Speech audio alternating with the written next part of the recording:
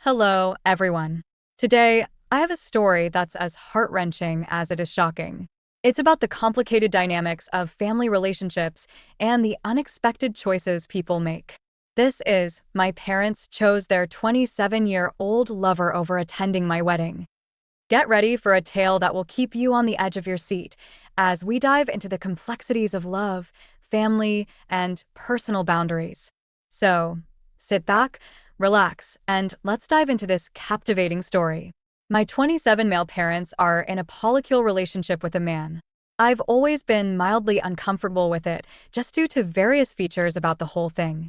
For starters, the man is as young as I am, and he basically now lives in my former room growing up. I don't say anything about it as it's their life, and they can live it as they like, but I'll be frank here, all of it discomforts me. Nevertheless, I have my own life, and I still love them, and I try not to think of that in any capacity. They're happy, and that's good for them. With that background out of the way, I'm getting married soon, and I wanted my parents to be there. They were happy for me, and it was great. Then my 28, and I got to arranging everything for the wedding, and we eventually began arranging the seating. I wanted to run my seating plan by my parents, as they know some people better, so I emailed it to them and asked them to look it over. They looked it over and then called me to say that I had missed a seat for Dave, 27, a fake name for their significant other. I told them I didn't think Dave would be coming.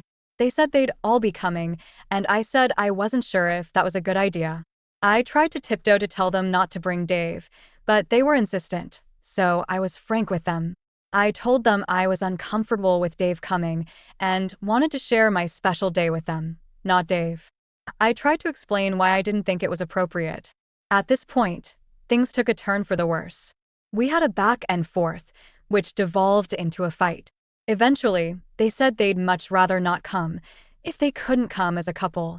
I, in a moment of anger, then said, "Great, then don't come," in a passive-aggressive tone. I haven't talked to my parents since then. In a way, I feel like they've changed so much from when I was young. I still love them and wanted them to come, but this is just not how I imagine my wedding going. It's their life to live, but this is my wedding. It's supposed to be about me and my SO, surrounded by people we cherish. Dave and I have no relationship. He's a stranger to me, and respectfully, I genuinely am completely fine with that. I want them to come, but if they're gonna bring Dave, I'd much rather they don't. I love them, but I don't want Dave there. So, am I the idiot? Edit. We're not doing a +1 system. The wedding is only for the people we love and cherish, and their families that we love and cherish. It's a 53-person wedding, so it isn't huge. Not the idiot. It's pretty despicable of your parents to behave this way, and honestly, I would be extremely uncomfortable if they were sleeping with someone my age, living in my childhood room. That's a level of creepy I'd never get over. Agreed. I can't believe how selfish his parents are. They understand that this makes OP uncomfortable, but they want to have Dave at the wedding anyway. Do what you want on your own time, but don't upset your child on his wedding day. They can suck it up for one day, but won't. His parents have effectively chosen this man over their own son. I'm so sad for him. I'd say the same thing if this was just mom's new boyfriend too, before anyone gets offended. If the son doesn't want the new guy at his wedding, don't bring the new guy to the wedding. How hard is that? They strike me as the type of parents who think they're amazingly hip, cool, and trendy and think everyone wishes they could be like them. So, they flaunt their lifestyle choices and tell everyone in detail about what goes on. They're incredibly self-absorbed narcissists who fancy themselves as the head of their own imaginary fan club. They would totally spend as much of the wedding promoting their lifestyle to anyone and everyone who's too polite to tell them to screw off. I actually think this is far more complicated than people might first think. If we're really accepting of people for who they are, should that not extend to this? If they're in love and happy? You are the idiot, Opie. I get that it's a weird scenario for you, but I'm not comfortable is also what people say about the same gender partner, a different race, a different religion, etc., etc. This is someone who's viewed and treated as a partner in their life together. He's important to them, and if they're important to you, you're gonna have to learn to live with that. You can invite whoever you want to your wedding, but I also think you should grow up and accept that they're poly. Me and my ex divorced when our sons were preschooler and pretween. We had our moments, but actually became terrific friends after we divorced. We'd even spend time together without our kids. We've both remarried and our spouses get along fine. In fact, my ex and her husband asked me to assist with their having a kid because he couldn't. They have a son who's a preschooler. He's biologically mine, but was happily raised by my ex and her husband. My wife is pregnant, and my ex will be in the delivery room with us when she gives birth next month. My tween is happy we all get along, but my older child is starting to have issues with it. He's always complaining about us hanging out and being over each other's homes. I asked him what was wrong with it, and he said it was just weird and to stop. I told him my relationship with his mom was none of his business. We'd be friends even if he didn't exist, so deal with it.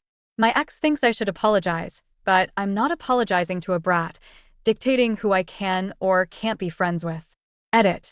I haven't been with my ex since we were married, and my donation was made in a clinic, and no one but me, my wife, my ex, and her husband know about it. I have zero attraction to my ex. We're all comfortable with each other because we've been friends since high school and have an unbreakable bond. You are the idiot. Your son is identifying that your situation is unconventional and he's not adjusting well, but he's a young teen and doesn't know how to properly voice what he's feeling.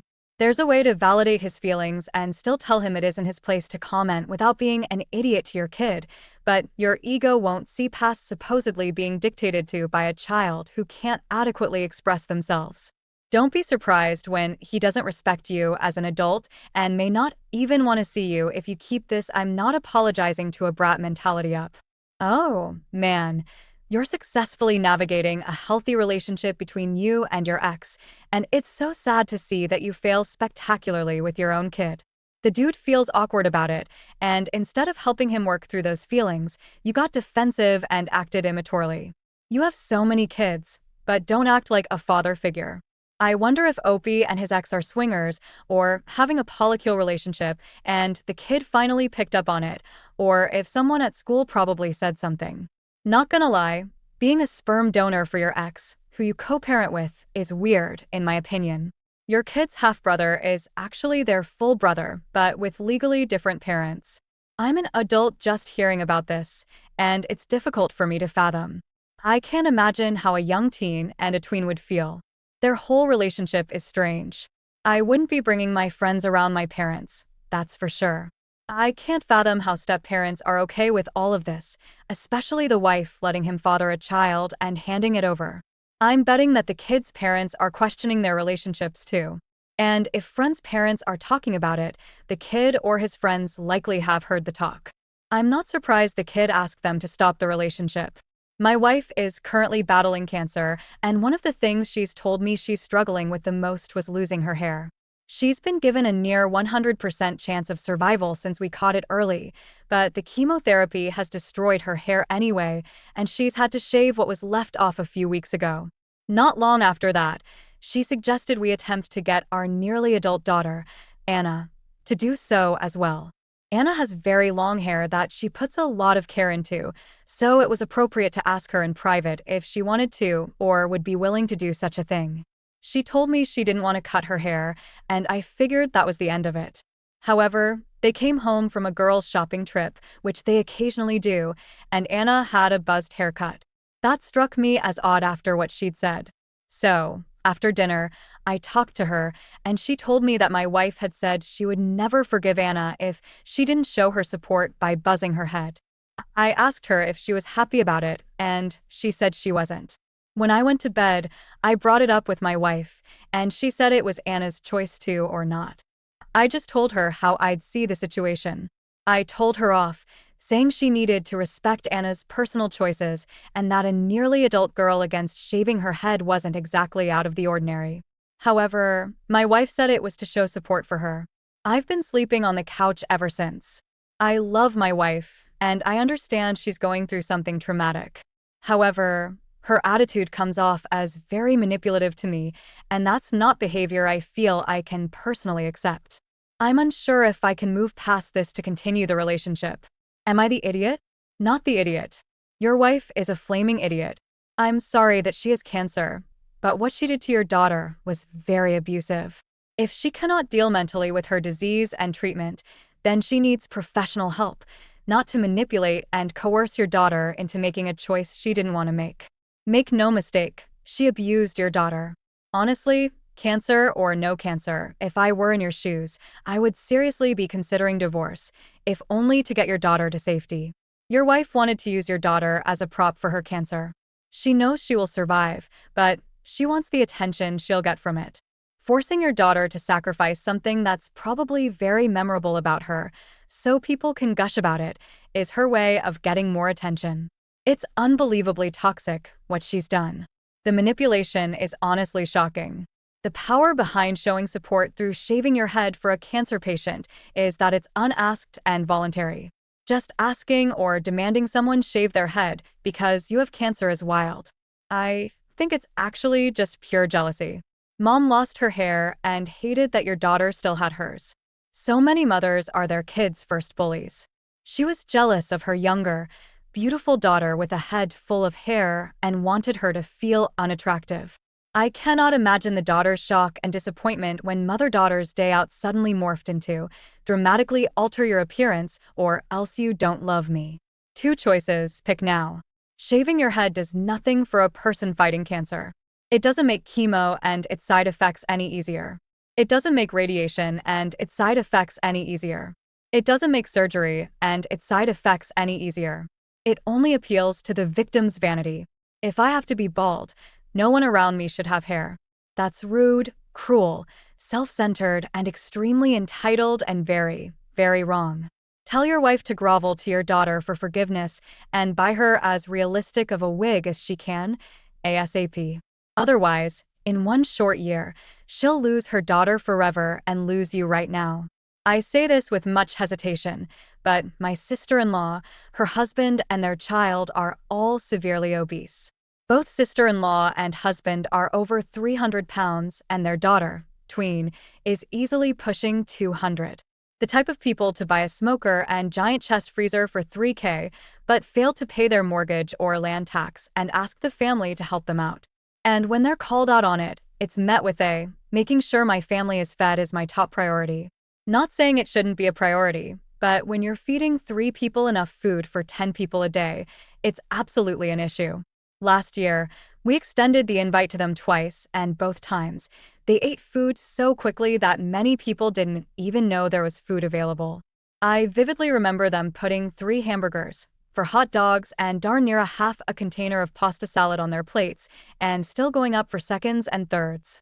I wish I were kidding, but I'm not. The next time around, I bought more food.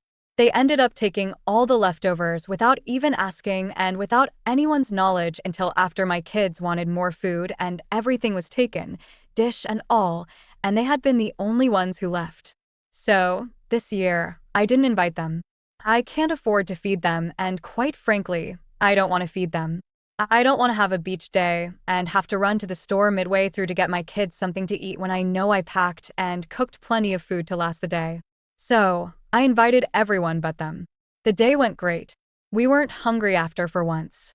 Sister-in-law caught wind, which I expected, and she immediately asked, we would have liked a family meal too. So, I simply said, I can't afford to feed you. She asked what I meant, and I explained as nicely as possible. Now, I'm being called every name in the book for fat shaming and embarrassing her. Not the idiot. Explain to them that there's a difference between fat shaming and greed shaming. They could eat a respectful amount with the family, then go home and eat 6 more dinners on their dime. No one would shame them. The fact that they choose to exploit the family and make others go hungry is what's unacceptable. Greed shaming is the perfect way to phrase this. If they weren't so greedy and weren't taking food out of people's mouths, that would be a different story. Who the heck takes food or leftovers when people are still at a party and still planning on eating? That is so weird. I'm gonna go to Thanksgiving and just walk out with the turkey. Why not? Land tax can wait. LMAO, gotta feed the fridge. And her first reaction was that she would have liked a family meal. Her response really says it all. They also wanted a free meal. They didn't go to see people, catch up, and have fun. They came to eat, and you're the food ATM. Being together solely to eat is a type of party too, but then you pull your weight, no pun intended, by either paying your part or bringing it. Tell her they're welcome to bring their own food next time and that you want your plates back. My sister is 2 years younger than me.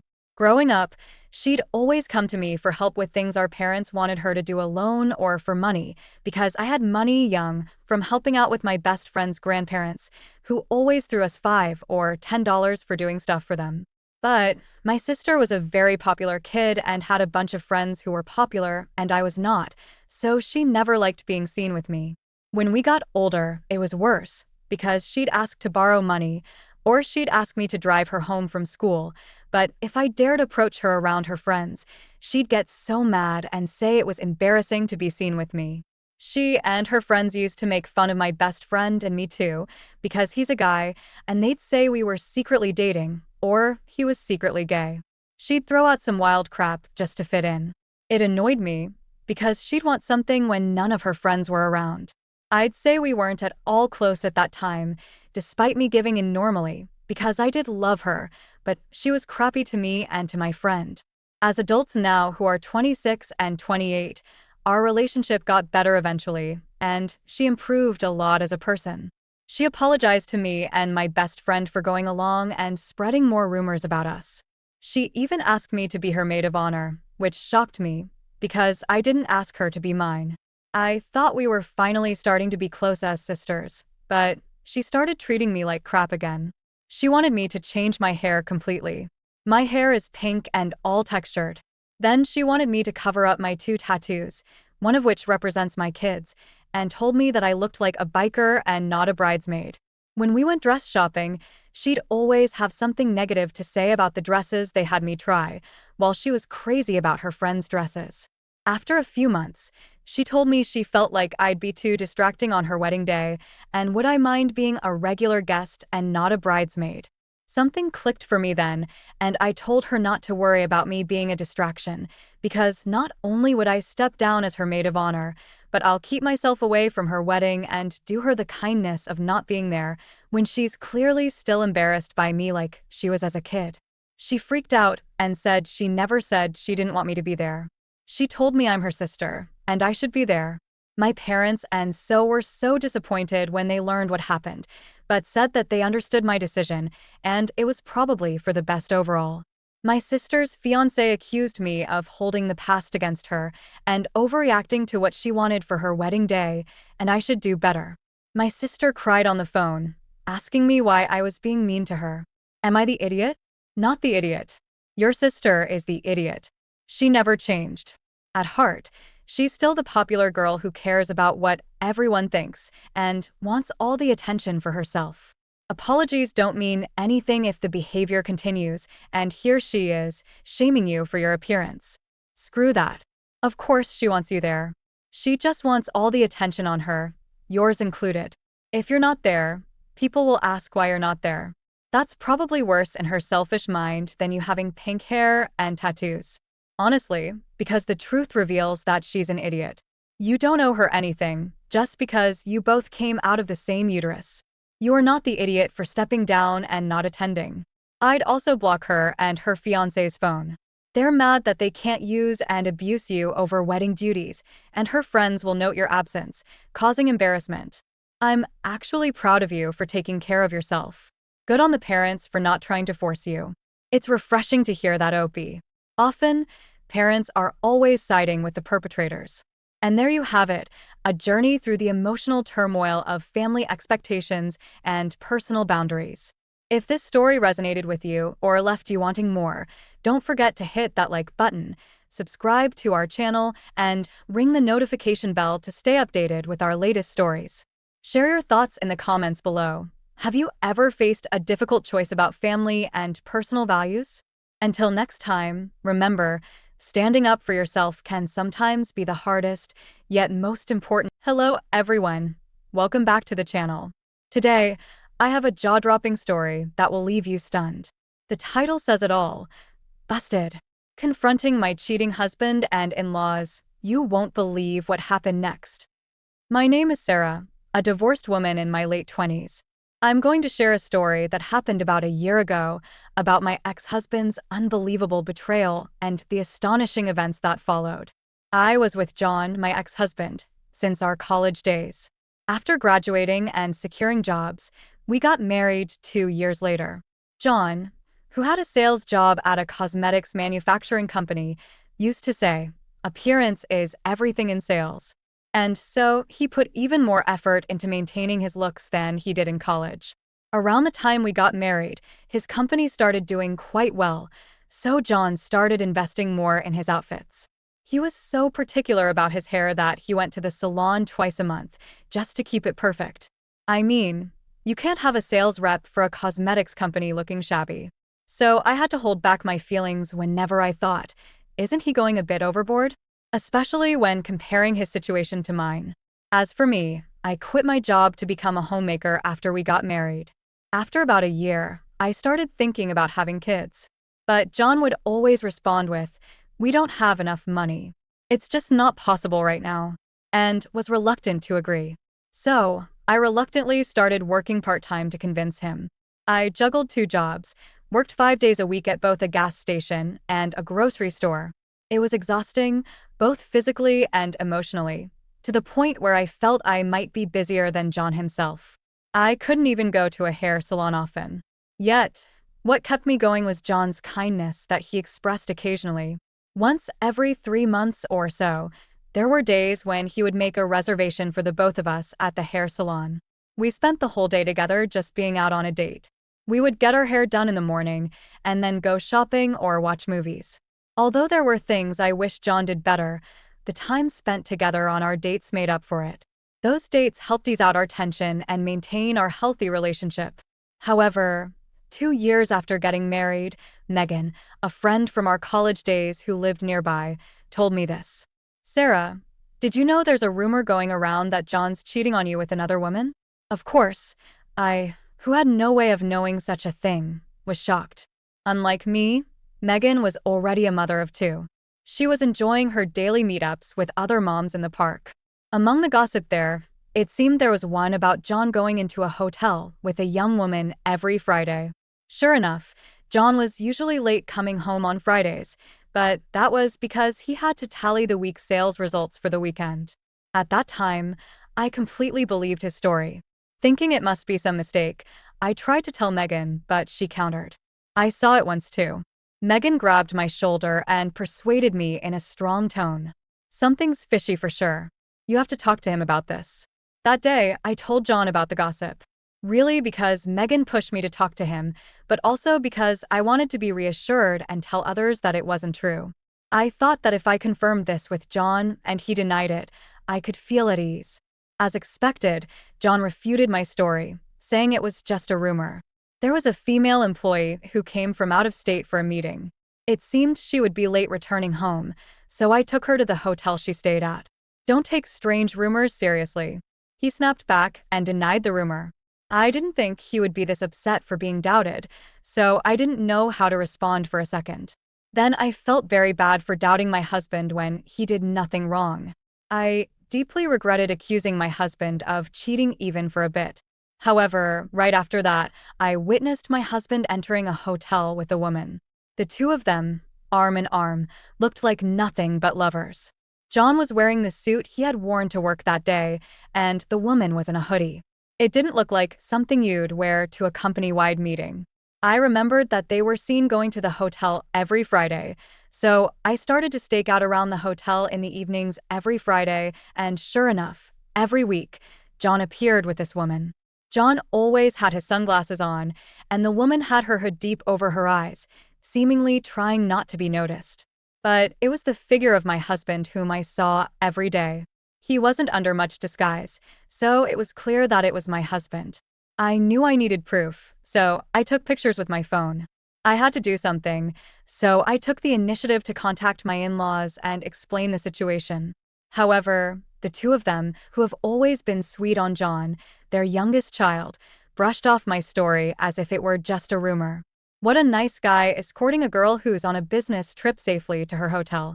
Seeing my father-in-law start to praise John, I showed him the picture of John with this woman. Please, you two, look at this. The two of them seemed a bit flustered when they saw the pictures, but they quickly composed themselves. A young man with a young woman? It's normal for others to take it that way. The mother-in-law laughed, and the father-in-law nodded in agreement. The fact that it's every week is strange, and no matter how many times I look at the woman's outfit, it doesn't look like she just left the office. Their reaction got on my nerves, so to prove my husband's infidelity, I decided to get some more solid proof. I knew John was careless. He often leaves his phone on the desk with all of his notifications on. Everything pops up on his screen, both the messages and its senders. I'd never thought about going through his notifications until now, but of course, it was different this time. I took a peek at his phone that was left on his desk as usual. Looking forward to our beach trip on Friday night, I was both shocked and dumbfounded. I couldn't believe they were brazen enough to chat about such a thing through texts. I felt like they were treating me like I was stupid, which only intensified my anger. That very night, John told me that he had to go on a trip starting Friday night for his company's gathering. He said it so casually, but I knew it was just a facade. It was amusing to see him trying to hide something so obvious, and I felt a sense of superiority. When I asked where he was going, he responded with the name of a beach resort by the mountains. It seems he's staying at a hotel, which we've been to together before. When I called the hotel, they indeed had a reservation under John's name for Friday night. That Friday, I decided to bring my in-laws to the said hotel.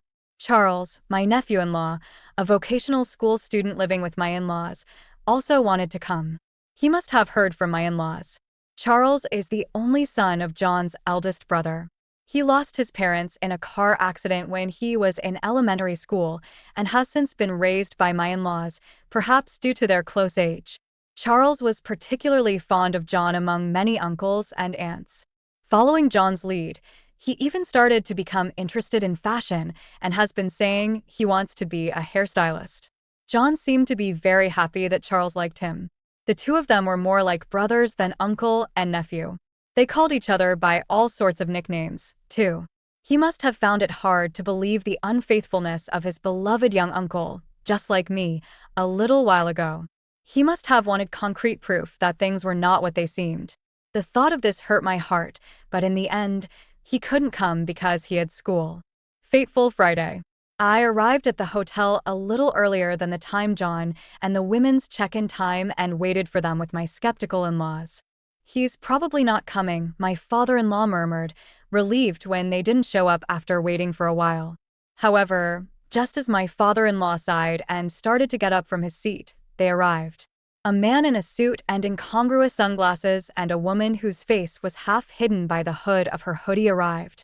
As soon as the two walked through the entrance of the hotel, they kissed without waiting for the automatic door behind them to close. At that moment, the woman's hood fell down, revealing her hidden face. I was stunned by the beauty that had come into clear view. She had cute acorn-like eyes, a small nose pointed up, beautifully upturned lips, and her inner hair beautifully dyed bright red, which was familiar. She was a hairstylist at the hair salon my husband frequented. I had had her shampoo and blow-dry my hair several times. I remember talking to her across the mirror, saying, "I'm going on a date with my husband after this." I was completely taken aback. I had been unknowingly going to the salon where the woman my husband was cheating with worked, excited about my post-haircut date with him. Did she think I was a dumb old woman, oblivious to my husband's infidelity, while she dried my hair? Thinking this, my anger began to boil. I wanted to strike down both John and the woman. I looked at my in-laws. You both understand now, right? John is undoubtedly having an affair. They made faces as if they had bitten into sand and apologized. Never mind that. Could you please cooperate with me? Later at dinner, my in-laws and I sat next to John and the woman. My plan to get back at them was quite simple. We would appear in front of them and confront them in a situation where they couldn't make excuses.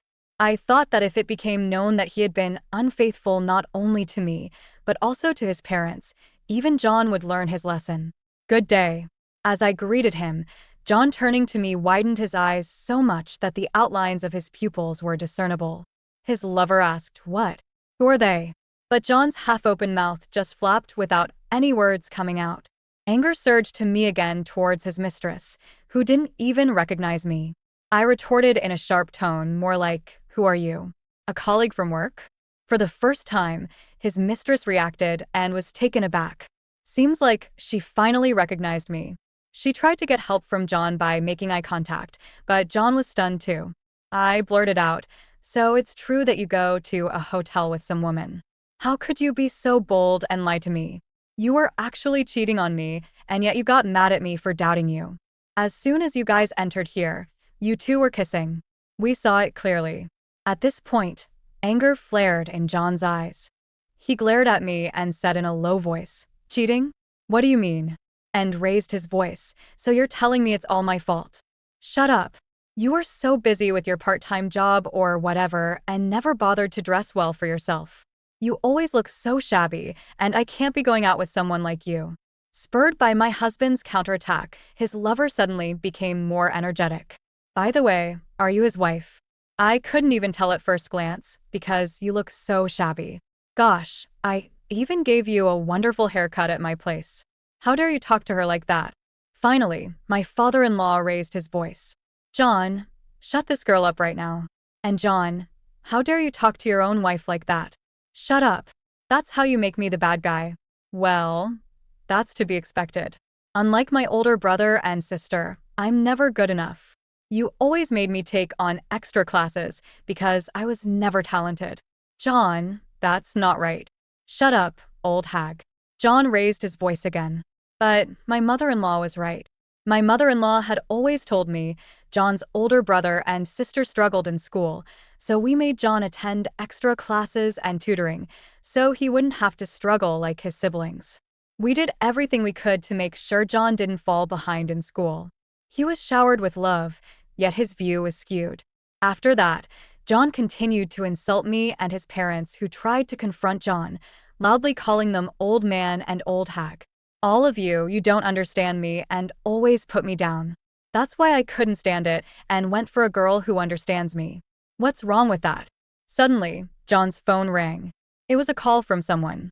At first, John ignored it, but annoyed by the relentless ringing, he took out his phone to check it. Immediately, I could see the blood draining from John's face. Wondering what was wrong, I peeped at the screen to see a text. And just by looking at the text, I could tell his fury was flooding in like a demon. "How dare you? Because of you, our reputation is ruined. What are you doing and where are you? Come to my office right now." For some reason, John's boss was furious. I had no idea what was going on. John's phone went off again. This time, it seemed to be a call. And John answered in a flustered manner. "Charles, it's not what you think it is. I can explain." He got a call from Charles. From the moment I confronted John, I had called Charles to let him hear everything that went down. Charles requested for me to do so. Charles's voice was loud enough for us to hear. "No, I know just exactly what you did. I heard everything. I can't forgive you for all the rude things you said to your wife and berating my grandpa and grandma. How dare you? Also, Ashley will get a call soon too." At Charles's words, John's mistress shuddered. Huh? How does Charles know John's mistress? She's getting a call? From whom? I wondered, but I soon learned why. I'm currently interning at a hair salon for school, and the owner of the salon's right here with me. He's been listening to everything. He said he's even contacted your boss, John. Yes, that's right. Charles is aspiring to be a hairstylist and attends a cosmetology school. The salon where he is interning turned out to be the one John frequents. In retrospect, I just remembered that Charles was the one who introduced the place to John. But why would his manager call John's boss? In the middle of the call with Charles, John's phone went off again. John hurriedly looked at his phone, which he held up to his ear. The call was from his boss. The same one from earlier. "I'm so sorry." The first thing that John said when he put the phone back to his ear was a strained apology. However, the voice on the other end was just as furious as earlier. "No apology will make up for this. You having an affair with a worker from a hair salon run by our CEO's older brother. I let you be in charge to handle business with that store, since your nephew happened to be interning there. But how dare you make a fool out of us? Our CEO's older brother said he will no longer buy our cosmetics or our shampoo products ever again. He said he'll spread the word to the people and industry too. I was even more flabbergasted. Who would have thought that the hair salon was a business partner of John's company, and its manager was the CEO's brother?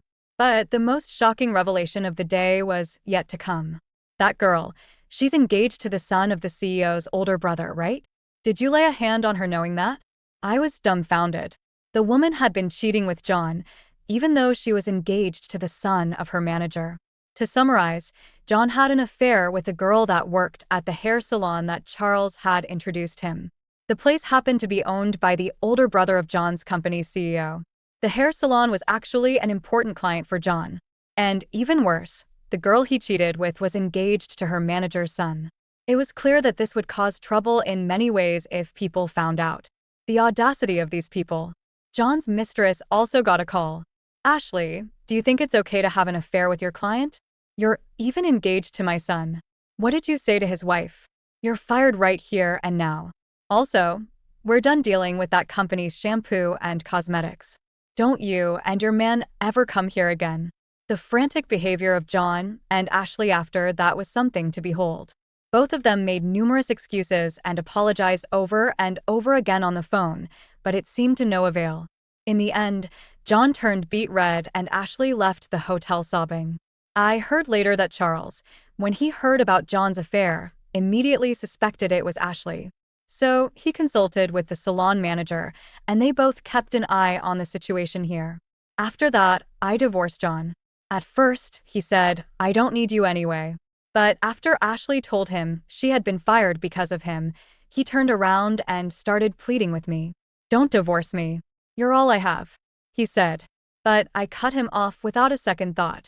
And now, I've become a full-time employee at the grocery store where I worked part-time, and I'm studying to become the manager here. I owe it all to my years of dedication as a part-time worker. I don't need to rely on John's income anymore. By the way, I hear that John's sales performance has deteriorated rapidly since he lost the deal with that beauty salon. The rumors spread at his workplace, so I'm sure it affected John. According to Charles, John quit the company voluntarily. He was either encouraged to resign or felt uncomfortable staying at his workplace. After graduating from his cosmetology school, Charles got a job at that hair salon. Now, I am his regular customer. Although, he being a novice hairstylist cannot yet handle real customers, so he practices on me by cutting my hair. It's practice, so it's free, Charles says, but I feel bad about that, so I pay at least half the actual price. To be honest, Charles occasionally asks me out on dates, but I want to prioritize my work and my own time for now, so I've politely turned him down. The confrontation at the hotel was both dramatic and revealing. With my skeptical in-laws by my side, we caught John red-handed with his lover, Ashley, who turned out to be a hairstylist at the salon he frequented. The revelation didn't end there. Ashley was engaged to the son of John's company's CEO's brother, and their affair caused a scandal that led to John losing his job and reputation. Despite his pleas for forgiveness, I chose to move on and rebuild my life. Today, I am a full-time employee at the grocery store where I once worked part-time, and I am on my way to becoming a manager. Charles, my supportive nephew-in-law, now works at the salon and continues to be a good friend. This journey of betrayal and redemption has taught me the importance of self-respect and resilience. If you found this story compelling and want to hear more real-life experiences, don't forget to like, comment, and subscribe to my channel. Share your thoughts and stories in the comments below. Have you ever confronted a cheater? Thank you for watching, and also, hello everyone. Welcome back to the channel. Today, I have a story that is filled with unexpected twists and emotional turmoil. The title says it all. Came home early to surprise my wife. What I discovered changed everything. I'm here to share a deeply personal story, not for pity, but to offer a glimpse into the complexities of love and betrayal.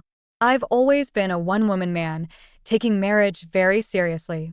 I met my wife in the early 90s at a friend's wedding and fell in love instantly.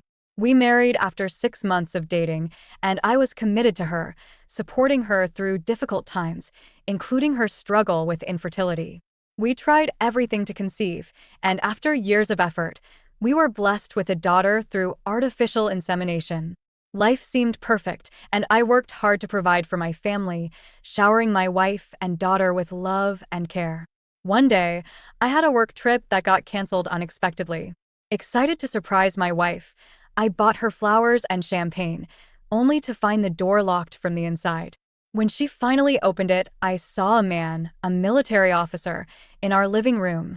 The shock of discovering her betrayal left me paralyzed. What followed was a confession of multiple infidelities, each revelation more painful than the last. Stay tuned as I share how I navigated through the heartache and ultimately found a way to reclaim my life. I'm not telling my story to be pitted.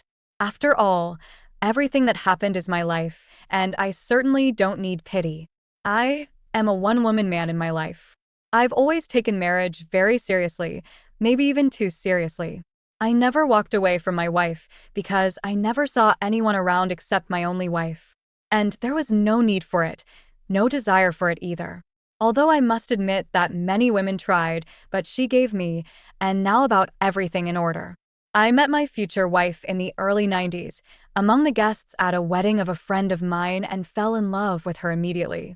We dated her for 6 months and then decided to get married. We had a modest wedding and were over the moon. Our marriage was her second. She had developed a relationship with her ex-husband a year before we met. Something didn't work out there. I did not go to her with questions because I thought that there was no reason to stir up her soul, and she almost never said anything. By the way, my wife is a beautiful, smart woman and a great hostess. I was really lucky. When we got married, the whole country was in shambles. There were no normal, stable jobs. She was a medic and worked in a military unit, and I, apart from my main job, managed to work in 2 other places. It seemed to come out not bad. I wanted very much that the family had no need. From the first day I met my wife, I was very touchy about her. He loved her, but madly. In the truest sense of the word, he carried her in his arms. I considered her the closest and dearest person to me. 2 years of our life together had passed, but it didn't work out with children. It hurt her very much. She was very upset. She prophesied to me that I would leave her because of her own infertility. She was diagnosed with fallopian tubes. It was a terrible blow to her, but I did not despair. I was there for her, supported her, calmed her down. I told her she was my destiny and that I loved her more than life. I reassured her that I could do everything necessary to make her successful as a mother. After all, medicine can do a lot these days. She believed me, smiled at me, and for the sake of her smile, I was ready to give myself, just to make her happy. At the time, I was working very hard. I had a goal. I worked hard to reach it. I constantly needed money for various examinations by different doctors, consultations at institutes to buy medicines. We went and had several surgeries in different clinics, all sorts of witch doctors there and everything. Each time I believed that this time everything would happen and my wife would finally get pregnant. And then we would have a real life. But in spite of our efforts, nothing worked. It took almost 5 years. My wife lost all hope and put up with it. But me, I have always been an optimist and never gave up. I continued to believe in a miracle. My energy gave my wife strength. She always told me that it was easy for her to be with me. I could look forward to tomorrow with confidence and courage. I believed her, because I thought she was the person I was born to be with. And I must live my life for her. She is my strong backbone and my unbreakable bastion. If she is there, then I will overcome everything and be able to do anything. One day my wife and I read an article about the Human Reproduction Institute and the possibility of artificial insemination. This idea gave us new hope, new impetus, and strength to strive for our cherished goal. I was ready to turn the earth upside down and was more confident than ever that this time everything would work out for sure. The surgery itself and the rehabilitation period was, by my standards at the time, well, very expensive. So I began to look for a way to earn the required amount. The city we have a small and special choice was not, but I once came across an ad in one of the magazines and it sounded as follows. Reserve soldiers. We invite you to serve under contract, decent wages, and so on. In general, they were recruiting tools to do certain kinds of work in certain places and paid very good money for the work. I did my compulsory military service in the Marines and God bless me. Of course, I was not particularly raving about patriotic ideas, so I wasn't burning with a desire to lay down my life for somebody's political interests either. I just needed tools and resources to achieve our goal. In general, I thought about it and decided to take a risk. My wife cried and did not want to let me go. She was afraid and said that if something happened to me, she would not need the money later. And I was explaining that, unfortunately, we were not born into millionaire families and no one will ever give us anything for nothing in this life, unless you come and take it yourself. I calmed her down, told her that everything would be all right, because we need this money not for trinkets, but for a good cause. In general, I traveled to faraway places, wasn't home for a long time, but came back with what was needed. I was lucky, and I did not lay my head down, nor did I take sins on my soul. And then my wife and I went to the institute, had an operation, and oh miracle, it happened, which we were so alone. My wife got pregnant, I rejoiced. Soon our daughter was born. We were happy, just madly. I was literally flying on wings, working and doing almost everything around the house, helping not with the baby, because it was my pleasure, and I did not notice any worries at all. My wife said that I was an eternal engine, and I really wanted to surround her and my daughter with every kind of care. And soon I got a good and decent stable job and started earning good money. I bought a car for my wife. We moved to a bigger apartment, and every year we traveled to the seas and oceans. We spent all our free time together, tried to make up our leisure time, trips to the countryside, to the movies, skiing, skating rink, etc., so my girls wouldn't get bored. Thinking back to those days, it seemed to me here was a candy truck rolling over on our street, and we deserved it. That's how 14 years of our life together passed, and how happy I thought it would be. My daughter was slowly growing up. Family always came first for me. Everything was just for my loved ones. I never felt that my life is ordinary, that it is monotonous. Scandal in the family has never been. I respect for my wife avoided even a reason for her discontent, and if something she did not like the little things, went first to a compromise. I always tried to pay attention to her as a woman. I do not remember a day when I did not tell her how much I loved her and how much I valued her. When we were poor, I always found an opportunity to make her pleasant surprises, with or without cause. Flowers, small gifts, and various girlish trinkets. She always liked it so much. In bed with my spouse, everything was fine too. I am not conservative, and it seemed to me that we are absolutely open, that we trust each other. I tried to be sensitive to all my wife's interest, and in my opinion, everything was very harmonious. And she herself always said that she was happy with everything, and that I fully satisfy her needs. And now a word about jealousy. I can say that I have never been jealous of her. She never gave me any reason to be, even though she worked as a medic in an almost male-dominated team, a military unit. In my work, I periodically went on long business trips for a week and a half, or even 2 weeks. I always looked forward to returning home to my beloved. She too, always met me with joy and awe. And then? Then everything was like in the movies or anecdotes. One day I was flying on business on another expedition, and in the city where I had to change flights. I received a message from my colleagues that my work was canceled, and I had to return home. I flew back to my city in the afternoon, bought a small bouquet of roses and champagne, and decided to surprise my wife without telling her. By my count, she was still at work, and my daughter at school. I took a cab home, started to open the door with a key. But the door was locked from the inside. I thought, well, there's no surprise. Started ringing the doorbell. Zero emotion. Knocked and rang. Began to worry, not understanding what was happening.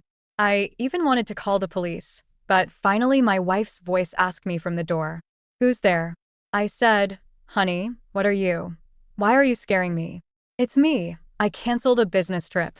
Even then, I thought she was asleep or maybe sick. And then she opened the door, and I did not recognize her, and it was a completely different person. Her eyes were alien. She looked as if I was not there, as if through me. I went into the hallway, and through the open door into the hall, I saw some military officer sitting in an armchair. Only then did I notice that my wife was wearing a naked robe, and suddenly I realized everything. She told me in a calm tone, "You're bleeding."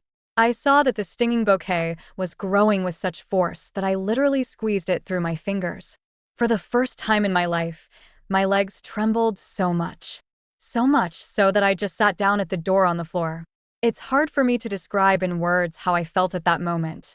I couldn't breathe. I was suffocating. There was a tornado of thought in my head and everything. It was like a dream. I couldn't believe my eyes.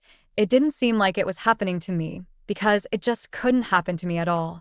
My wife is not capable of that. Then she said, "We need to talk. I hope you're not going to make a scandal. He's not guilty of anything." But me, I couldn't even stand up at that minute, let alone scandalize. If I'd had a fit of rage, I probably would have done something irreparable. But now I realize, thank God, that I didn't. I didn't see him disappear from the apartment unnoticed. My wife and I stayed behind. She sat down on her knees in front of me and said, "This happens in life." And she cried.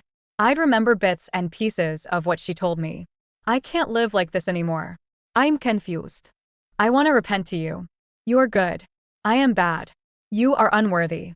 Then she began to tell me how many times in her whole life she had cheated on me. I had thoughts that she wanted to destroy me. She went on. She told me that the very first time was with her ex-husband. In the beginning of our relationship, when she and I first started dating. She said she met her ex intentionally and gave herself to him to prove to him what kind of woman he had lost. Then she cheated on me with some military medic in another city when I did a refresher course. She gave herself to him out of pity. He was very romantic and was suffering. Suffering because he had recently divorced his wife. Read the elements to her. Then there was another military doctor, but already in our town. Then another, and finally came to the last one with whom I actually caught them our house. She told me that they had been having an affair for almost a month and that she had wanted to break up with him. But she hadn't had time. She said they always met at work and that she was nasty because she desecrated our house and so on.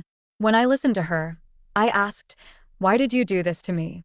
She sobbed straight into a screen and said she couldn't explain to me the reasons for her actions. It is an inexplicable passion, and there is no excuse for it, and it is up to me to make the decision. At the same time, she swore that if I could find the strength to forgive her, she would be faithful to me to the grave. For the first few days, I couldn't sleep or eat at all. Like a robot, I went to work, came home, just lay there and stared at the ceiling. At night, I was drenched in cold sweat, drinking water, and smoking nonstop. I did not touch alcohol, by the way. My colleagues asked me what happened. They said I was all black. My wife saw what was happening to me and constantly cried and begged for forgiveness. I didn't know what to say to her, so I kept quiet. I didn't know where to go or where to fail. My head wasn't working at all. Later, I was going to talk to her many times, to share my soul with her as I always had before, to tell her how much I loved her, but I couldn't find the right words. There was a lump in my throat that I couldn't help but spit out and swallow. 6 months went by like that. During that time, I kept thinking and remembering our life. Dating inside myself, looking for answers. Maybe it was me. I was doing something wrong. I chewed myself out of the whole guilt complex at the time. During that time, I had given up on my wife both emotionally and physically. The thought of sexual intimacy with her never even occurred to me. I became afraid of having sex with her. I don't know how to explain it. It seemed to me that I was not able to satisfy her. That's why there was no reason to go to bed. It would only embarrass me. We communicated with her on domestic topics. To my daughter, I allocated attention without prejudice as before. Most of all, I wanted my daughter not to suspect anything. At that time, she was at the beginning of her teenage years and I didn't want to hurt her because she had nothing to do with the circumstances. Then later, the emotions went away and the pain in my soul somewhat subsided. One day, I decided to talk to my wife and told her that I did not hold a grudge against her, that I loved her just as much. I told her that what happened probably changed something in me. But so far, I can't figure out what it is. I guess it takes time. I asked my wife to promise me that if life with me didn't turn out the way she wanted it to, that she would tell me right away. I won't hold back. There was no time to waste. Life is one, and things can still work out differently and with another person. We became close again, but not the way we were. I tried to be the same as before, but in bed with his wife began incomprehensible problems with potency. It made me gnaw on myself even more. So another 6 years went by, and the family was always in the first place for me. And the question of whether it was cheating on me or not, I stopped wondering. She was just as beautiful, smart, a great hostess, and a good mom. Yes, I forgave her, but something didn't break you. Everything in the soul came out. Empty. This poison poisoned me to the bone. My unbreakable bastion collapsed like a house of cards.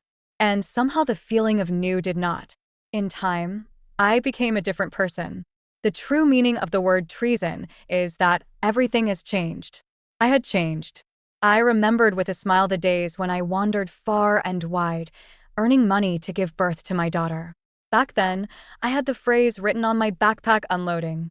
What doesn't kill us makes us stronger. After a while, I suddenly stopped feeling the inner weight that had been weighing me down for so long. It's all strange. Really strange. I tried to comprehend and understand what had kept me from changing my life before. I don't know. I had always been an optimist and believed in the best. I hoped that things would settle down and be okay. And it did settle down, but at the same time, something very important left my soul. The very thing that gave meaning to the existence of our marriage. The very thing that motivated me to keep going. My stupid responsibility dictated that I couldn't drop everything and just walk out, because that would be a betrayal. But it was, no, not a betrayal. Just like that, suddenly and all of a sudden my attitude toward everything that had happened was different. I suddenly felt that my inner changes in my head had come to an end. It was as if I had woken up from oblivion. I realized that for a long time, I had not been living my life at all. A complete stranger to me. My wife, who was sleeping beside me, I looked at her sleeping, at her face. I realized I didn't know this woman anymore. I left home that morning, turned off my phone, drove around town, stood on the roadsides in the woods. It's hard to explain, but somehow I felt at ease. I felt like a bird out of its cage. It felt like I had paid for all my mistakes in full. I thought and remembered and became more and more aware of my freedom. In the evening, I returned home, where I informed my wife of everything. There was a long talk, but no recriminations. She cried and said she had been waiting for this day all the time. Strangely enough, I no longer felt pity for her. I correctly explained to her my understanding of life at that moment, and she told me hers. She asked for forgiveness over and over again, and I told her that I had forgiven her long ago, but that I was no longer the man she had married. We lived almost 23 years. All 15 years until the breaking point, I lived only for her and my daughter. In the next 8 years, I don't even remember. In all that time, I never once reproached her for anything. I lived through everything, but during that time, a lot has changed, especially my understanding and attitude towards everything. I realized that further marriage with her was a waste of time. My daughter grew up and almost jumped out of the family nest. The wife came to terms with it. I think she realized that our paths had parted long ago, and we just went side by inertia. But to be objective, there were good things in our life. While I was in the dark, nothing existed for me. I was happy. We finalized the divorce. I explained everything to my daughter. She is old enough now and understood everything. We continue to see her much more often than we see our wife. Life goes on, and the emptiness that echoed in my soul for so long, it no longer rings. There is no permanent woman. I'm afraid, and I don't want one. Now I know for sure that what doesn't kill us all at once, it makes us invalids. Dear friends, our next audio story has come to an end. Frankly speaking, I liked this story, and in 2 words, I will tell you why. First, I was expecting at most 1 or 2 betrayals from my wife, but as I read this list, it made me, how can I tell you, feel the greatest pity for her. And even for a second, I felt like I was in the main character's shoes. God forbid, I even remember having that same emotion come over me during the recording. I hope nothing was audible, but that's for you to judge. The story of the main character's life itself. In the process of reading the text, it made me deeply disgusted. After all, is it normal? You fell in love with a woman and did not even ask about her past, especially since she was married. Naively believing, risking your life for the sake of happiness, the questionable happiness of your couple. Overall, the way he behaved cannot be called worthy of a man, I believe. Plus, there is one inconsistency. Look, he risked his life in hot spots, and when he sought his lover in his, I emphasize, in his house, the poor guy was dumbfounded and crouched on the carpet, that he didn't even see the lover leave the apartment. And in general, what do you think? Is it okay to then live 8 years together and feel like nothing because of day to day? Of course, what pleased me, if you can say so at all, was the ending. He somehow found the strength to leave his wife. But does that count as courage? That's a ridiculous question. What do you think of his behavior? Do you think you could have noticed before that his wife was like a March cat on every corner, making horns? You could take it and drink it. And by tradition, if you liked the video, please like it, subscribe to the channel, and don't forget to comment. I always answer you in the comments. And also listen to your suggestions, and in general, your activity makes me not to stop and record stories every day. Well, see you soon, friends. After discovering my wife's numerous affairs, I was in a state of shock and despair. For 6 months, I was a shadow of myself, unable to sleep or eat, consumed by the betrayal. My wife begged for forgiveness, but the pain was too deep. Slowly, I began to rebuild my life, focusing on my daughter and trying to find peace. Despite my efforts to mend our relationship, the trust and love we once had were irreparably damaged. One day, I realized that I had been living in a cage of my own making, clinging to a marriage that no longer existed. I decided to leave, to find myself again.